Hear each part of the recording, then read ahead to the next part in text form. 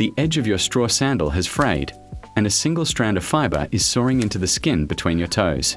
You cannot reach down to fix it. You are a Ronin, and the mud of the road is the only thing you truly own.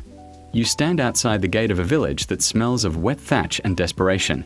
The peasants look at you, but their eyes contain no warmth, only the cold calculation of how much rice you will cost them if they hire your blade. You spend your afternoon sitting under a leaking eaves, sharpening a chipped katana with a smooth river stone. The hidden cost is the silence of the shrine. You pray, but you feel no ancestors watching. You are a ghost with a stomach that growls, tied to a sword that has forgotten the meaning of home. A sudden, sharp tug at your topknot reminds you that your hair must be perfect before the sun touches the horizon. You are a Gokunin, a low-ranking vassal. Your life is a series of walls. You spend your day in a cramped guardroom, listening to the drip of rain and the rhythmic snoring of a man you've shared a mat with for 6 years. You are ignored by the high lords who flutter past in silks, their eyes sliding over you as if you were part of the woodwork. Your duty is to stand perfectly still for 4 hours at a time, watching a gate that never opens. The cost is the slow rot of your ambition. You have a title, but you spend your nights repairing your own bamboo umbrella to make ends meet, wondering if this quiet stagnation is what you traded your freedom for. The smell of expensive incense clings to your sleeves, a scent that never quite washes out. You have risen to the rank of Kachigumi. You no longer stand at the gate, you walk behind a horse. Your daily moment is one of rigid geometry. You sit in a tea ceremony, your knees screaming from the pressure of the tatami, watching a master's hands move with agonizing slowness. One wrong tilt of your head and the whispers will begin.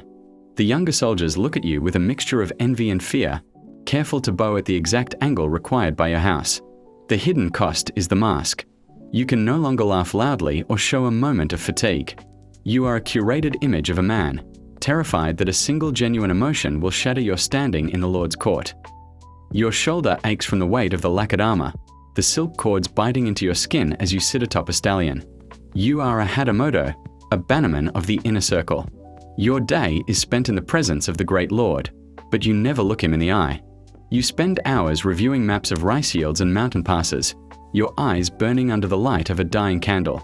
The men below you treat you like a force of nature, trembling when you enter the barracks. But the cost is the loss of sleep. You realize that everyone below you wants your seat, and everyone above you expects your life. You have forgotten the names of your children, replaced by the names of provinces and the mathematics of war. The air in the high hall is thin and tastes of mountain snow. You are the daimyo. When you move, the world stops breathing.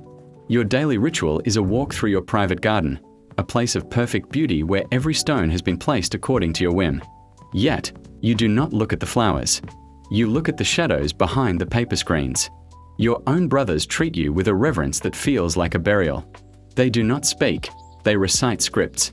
You have the power to order 1,000 men to commit seppuku, but you cannot trust the man who pours your sake.